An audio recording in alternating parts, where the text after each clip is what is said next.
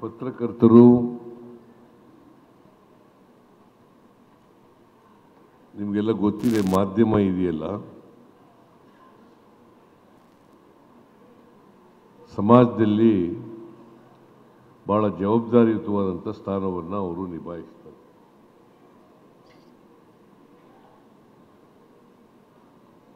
ಜನರು ಮತ್ತು ಸರ್ಕಾರ ಅದರ ನಡುವೆ ಸೇತುವೆಯಾಗಿ ಕೆಲಸ ಮಾಡ್ತಕ್ಕಂಥವರು ಪತ್ರಕರ್ತರು, ಮಾಧ್ಯಮದವರು, ಟಿವಿ ಚಾನೆಲ್ಗಳು. ಈಗಂತೂ ಟಿವಿ ಚಾನೆಲ್ಗಳಲ್ಲದೇ ಪತ್ರಿಕೆಗಳಲ್ಲದೇ ಬೇರೆ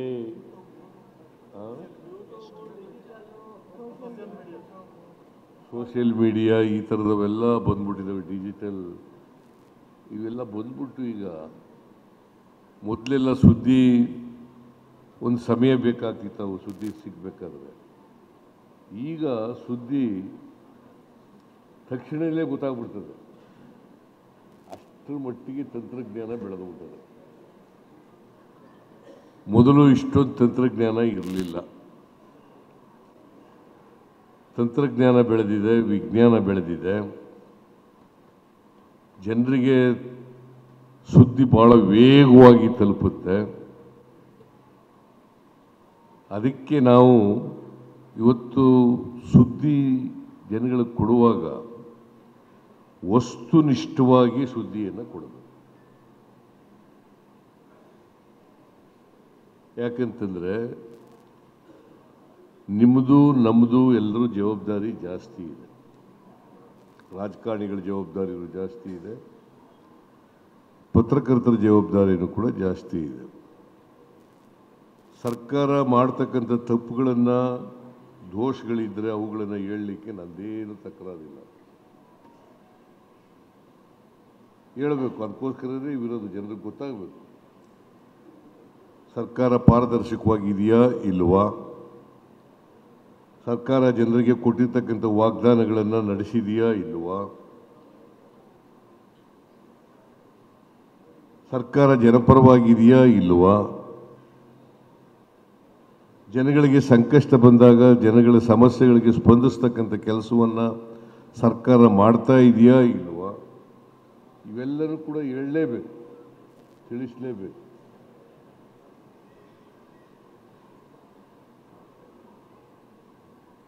ನಾನು ಎಲ್ಲ ಪತ್ರಿಕೆಗಳು ಅಂತ ಹೇಳಕ್ಕೆ ಹೋಗಲ್ಲ. ಕೆಲವು ಪತ್ರಿಕೆಗಳು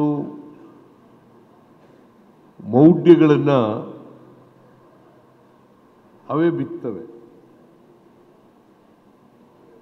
ಮೌಢ್ಯ ಪತ್ರಿಕೆಗಳು ಇರೋದು ಯಾಕೆ? ಜನರನ್ನು ಜಾಗೃತಿಗೊಳಿಸ್ಲಿಕ್ಕೋಸ್ಕರ ಇರಬೇಕಲ್ಲ. ಜನ ಜಾಗೃತಿ ಆಗಬೇಕು, ಜನರು ಏನು ನಡೀತಾ ಇದೆ ಅನ್ನೋದು ಗೊತ್ತಾಗಬೇಕು, ಆ ಮಾಹಿತಿಯೆಲ್ಲ ಜನರಿಗೆ ತಲುಪಿಸ್ತಕ್ಕಂಥ ಕೆಲಸ ಆಗಬೇಕು. ಈಗ ನನಗೆ ಒಂದು ಸಾರಿ ವಸ್ತುಸ್ಥಿತಿಯನ್ನು ಜನರಿಗೆ ತಿಳಿಸ್ತಕ್ಕಂಥ ಕೆಲಸ ಮಾಡಿ, ಪ್ರಾಮಾಣಿಕವಾಗಿ ಮಾಡಿ. ಅದರಲ್ಲಿ ಕೆಲವು ತಪ್ಪುಗಳಾಗ್ಬೋದು, ಇಲ್ಲ ಅಂತ ಹೇಳೋಕ್ಕಾಗೋದಿಲ್ಲ. ಆಮೇಲೆ ಇನ್ವೆಸ್ಟಿಗೇಟಿಂಗ್ ಜರ್ನಲಿಸಮ್ ಕಡಿಮೆ ಆಗ್ತಾ ಇದೆ. ಊಹೆಗಳ ಮೇಲೆ ಬರೆದು ಬಿಡೋದು, ಊಹಿಸ್ಕೊಳ್ಳೋದು. ಈ ಗೂಳಿಗೌಡನ ಮುಖ ನೋಡೋದು, ಹಿಂಗಿರ್ಬೋದು ಅಂತಲೇ ಬರೆಯೋದು. ಹೆಂಗೆ ಮಾಡ್ತಾರೆ. ಆಮೇಲೆ ಸುದ್ದಿಗಳನ್ನು ನೀವು ಮಾಡ್ತೀರಿ ಅಂತಲ್ಲ, ಜನರಲ್ಲಾಗಿ ಹೇಳ್ತಾ ಇದ್ದೀನಿ ನಾನು, ಯಾರು ತಪ್ಪು ತಿಳ್ಕೊಳಕ್ಕೆ ಹೋಗಬಾರ್ದು, ಜನರಲ್ಲಾಗಿ ಹೇಳ್ತಾ ಇದ್ದೀನಿ. ಸುದ್ದಿಗಳಿಗೆ ನಾನು ಮೊನ್ನೆ ಒಂದು ಸ್ಟೇಟ್ಮೆಂಟ್ ಕೊಟ್ಟೆ. ಏನಂತ ಕೊಟ್ಟೆ ಅಂತಂದರೆ, ಈ ಮುಖ್ಯಮಂತ್ರಿ ಸ್ಥಾನ ಮಾಡೋದು,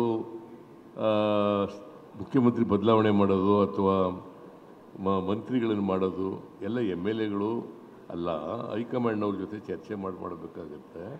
ನಾನು ಇಲ್ಲ, MLAಗಳು ಆಗಲ್ಲ, ಅದು ಹೈಕಮಾಂಡ್ನವ್ರ ಜೊತೆ ಕೂತ್ಕೊಂಡು ಚರ್ಚೆ ಮಾಡಬೇಕು. ಅದು ಬಿಟ್ಬಿಟ್ರು, ನನ್ನ ಬಿಟ್ಬಿಟ್ರು, ಬರೀ MLAಗಳು ಇಂದ ಸಾಧ್ಯ ಇಲ್ಲ ಅಂತ ಬರೆದ್ಬಿಟ್ರು. ಏನು ತಿಳ್ಕೋಬೇಕು ನಮ್ಮ MLAಗಳು? ಇದನ್ನು ಬಿಟ್ಬಿಟ್ರು. ಇದನ್ನು ಆಮೇಲೆ ಕಾಂಟೆಕ್ಸ್ಟ್ ಬಿಟ್ಬಿಡೋದು, ಯಾವ ಕಾಂಟೆಕ್ಸ್ಟ್ನಲ್ಲಿ ಹೇಳೋದು ಅಂತನ್ನೋದು ಬಿಟ್ಬಿಡೋದು.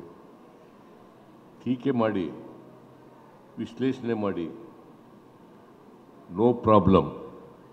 ಆದರೆ ಆ ವಿಶ್ಲೇಷಣೆ, ಟೀಕೆ ಆರೋಗ್ಯಕರವಾಗಿರಬೇಕು, ಕನ್ಸ್ಟ್ರಕ್ಟಿವ್ ಆಗಿರಬೇಕು. ಅದರಿಂದ ಸಮಾಜಕ್ಕೆ ಒಳ್ಳೆಯದಾಗಬೇಕು, ನಾಡಿಗೆ ಒಳ್ಳೆಯದಾಗಬೇಕು, ಜನರಿಗೆ ಜ್ಞಾನ ವೃದ್ಧಿ ಆಗ್ತಕ್ಕಂಥ ಕೆಲಸ ಆಗುತ್ತೆ. ಇದನ್ನು ಮಾಡ್ತಕ್ಕಂಥ ಕೆಲಸ ಮಾಡಿದ್ರೆ ಭಾಳ ಸಂತೋಷ.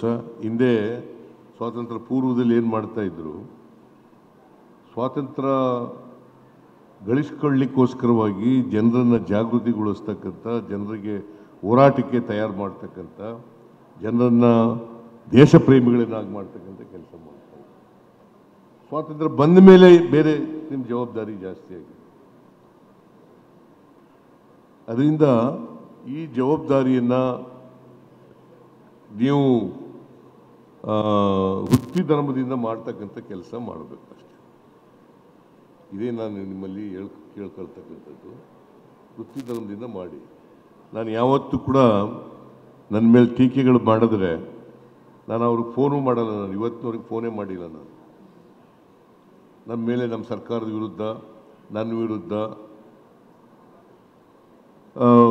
ಸುದ್ದಿಗಳು ಬಂದರೆ ಆ ಸುದ್ದಿಗಳು ಯಾಕೆ ಬಂದು ಅಂತ ಕೇಳಕ್ಕೆ ಹೋಗಲ್ಲ. ನಾನು ಎಲ್ಲಿಂದ ಬಂತು, ನಿಮಗೆ ಹೇಗೆ ಬಂತು, ಅವೇನು ಕೇಳೋಕ್ಕಾಗಲ್ಲ. ನಿಮಗೆ ವಾಕ್ ಸ್ವಾತಂತ್ರ್ಯ ಇದೆ, ಮಾಡಿ. ಆಮೇಲೆ ಅಭಿವ್ಯಕ್ತಿ ಸ್ವಾತಂತ್ರ್ಯ ಇದೆ, ಮಾಡಿ. ಆದರೆ ವಸ್ತುಸ್ಥಿತಿಯನ್ನು ಪ್ರಾಮಾಣಿಕವಾಗಿ ಮಾಡ್ತಕ್ಕಂಥ ಕೆಲಸ ಮಾಡಬೇಕು. ಅದು ಅತ್ಯಂತ ಸ್ವಾಗತಾರ್ಹವಾದದ್ದು. ಅದು ಸಮಾಜಕ್ಕೂ ಜನರಿಗೂ ಹೆಚ್ಚು ಅನುಕೂಲ ಆಗ್ತದೆ. ಆ ಕೆಲಸ ನೀವು ಮಾಡಬೇಕು ಅಂತೇಳಿ ನಾನು ಹೇಳಲಿಕ್ಕೆ ಬಯಸ್ತೇನೆ. ಆಮೇಲೆ ಇನ್ನೊಂದು ನಾನು ನಿಮ್ಮಲ್ಲಿ ಮನವಿ ಏನಪ್ಪ ಮಾಡ್ತೇನೆ ಅಂತಂದರೆ, ಈಗ ಕೆಲವು ಶಕ್ತಿಗಳು ಸಮಾಜ ಧರ್ಮದ ಆಧಾರದ ಮೇಲೆ, ಜಾತಿ ಆಧಾರದ ಮೇಲೆ ಸಮಾಜ ಒಡಿತಕ್ಕಂಥ ಕೆಲಸವನ್ನು ಮಾಡ್ತವೆ. ಅಂಥ ಶಕ್ತಿಗಳಿಗೆ ನಾನು ಮಾಧ್ಯಮದವರಲ್ಲಿ ಮನವಿ ಮಾಡ್ತೀನಿ, ಯಾವ ಕಾರಣಕ್ಕೂ ಕೂಡ ಅವರಿಗೆ ಸಹಾಯ ಮಾಡ್ತಕ್ಕಂಥ ಕೆಲಸ ಮಾಡಬಹುದು. ನಮ್ಮದು ದೇಶ ಎಲ್ಲ ಧರ್ಮಗಳು, ಜಾತಿಗಳಿರ್ತಕ್ಕಂಥ ದೇಶ. ಈ ದೇಶದಲ್ಲಿ ಬಹುತ್ವವನ್ನು ಎತ್ತಿಡಿತಕ್ಕಂಥ ಕೆಲಸವನ್ನು ಮಾಡಬೇಕು. ಆ ಬಹುತ್ವ ಎತ್ತಿಡಿತಕ್ಕಂಥದ್ದು ಸರ್ಕಾರದ ಜವಾಬ್ದಾರಿ, ನಾಗರಿಕರ ಜವಾಬ್ದಾರಿ ಹಾಗೂ ಪತ್ರಕರ್ತರ ಜವಾಬ್ದಾರಿ ಅಂತಕ್ಕಂಥದ್ದು ಹೇಳಲಿಕ್ಕೆ ಬಯಸ್ತೇನೆ. ಆ ಕೆಲಸ ನೀವು ಮಾಡ್ತೀರಿ ಅಂತಕ್ಕಂಥದ್ದು. ಆಮೇಲೆ